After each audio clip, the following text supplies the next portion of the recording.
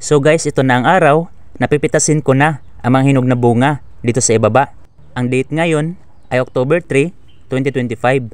May nagpa-reserve na sana dito, kaya lang hindi pa sila makakapunta dito. Kaya sabi ko ay pipitasin na lang namin ito. May mga umorder din sa akin, kaya ito na lang ang binigay ko sa kanila.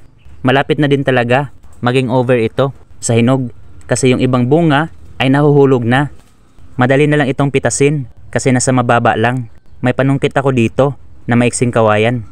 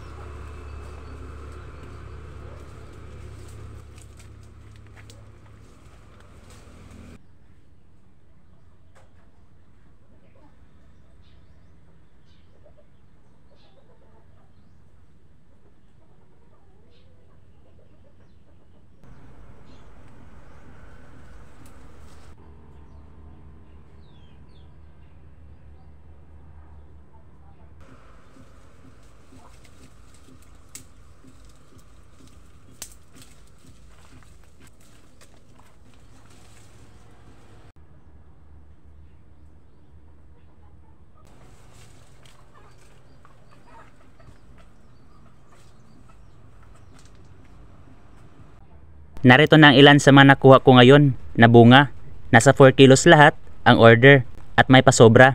Sisimulan ng timbangin ng nanay ko ito.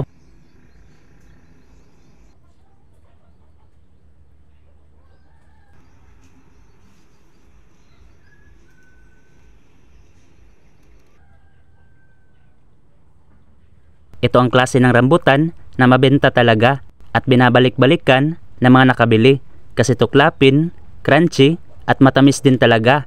Marami pa sana ang gustong mag-order nito, kaya lang paubos na o konti na lang ang bunga.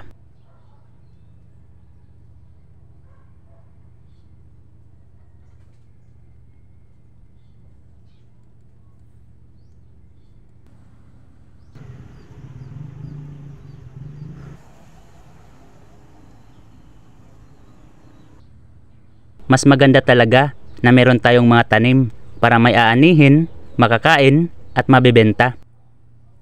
So guys, ito na talaga ang final harvest dito sa aming mga rambutan. Ang date natin ngayon ay October 13, 2025. So guys, ngayon ko lang na-edit itong mga videos sa final harvest namin sa rambutan ngayong taong 2025. Nabisi ako sa drawing at ibang bagay, saka dumating pang dalawang bagyo na Tino at Uwan. Buti na lang at walang mga natumbang mga puno sa amin. May mga konting sanga lang ang nabali. Habang naghihintay sa mga ibababang mga bunga, ay kumain muna ako dito. Kain tayo guys.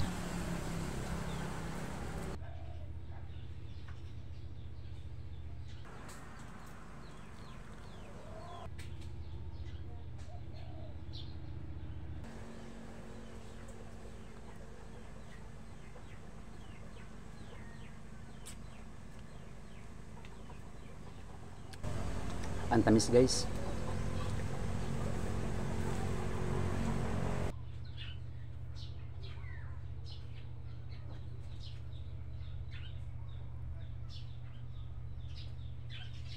Airpods ko pala ang umakyat kasi may kataasan na ang puno ng aming rambutan. Pero minsan, kapag aakyat ako sa taas, ay gagamit ako ng panungkit na kawayan. Dalawang klase muna ang pinitas ngayon. Yung mabenta namin na tuklapin at yung pabilog at hindi masyadong tuklapin. Bali iisang tao lang ang nag-order dito. At mamaya, i-harvest na din namin yung pangatlong klase ng rambutan, yung may halong tamis at asim.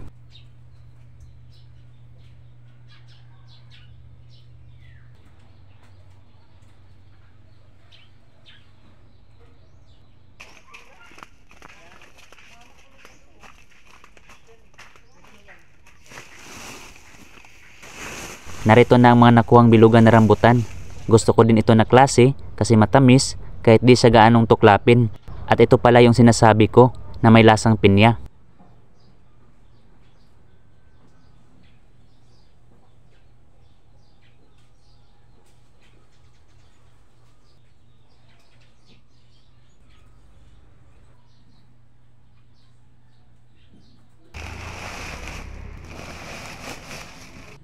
So ito naman ang malalaking rambutan namin na tuklapin at matamis talaga. Mabenta talaga ito na klase.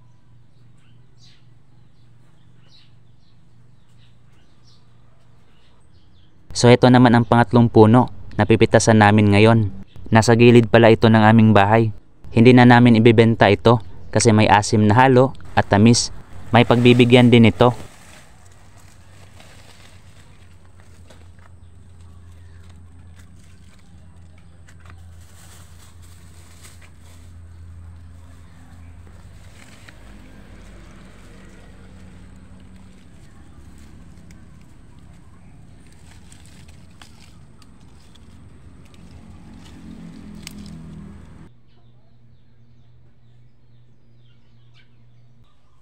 Ipapakita ko naman sa inyo ang loob nitong rambutan.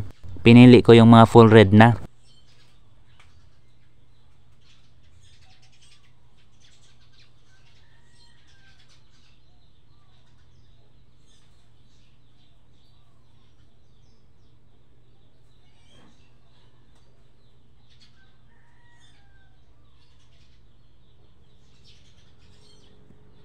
Kitang-kita ninyo na hindi talaga siya tuklapin.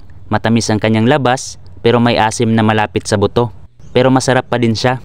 Nagpapasalamat pala ako sa lahat ng mga viewers sa aking mga videos. Abangan ninyo guys ang mga gagawin ko pang mga cooking vlogs.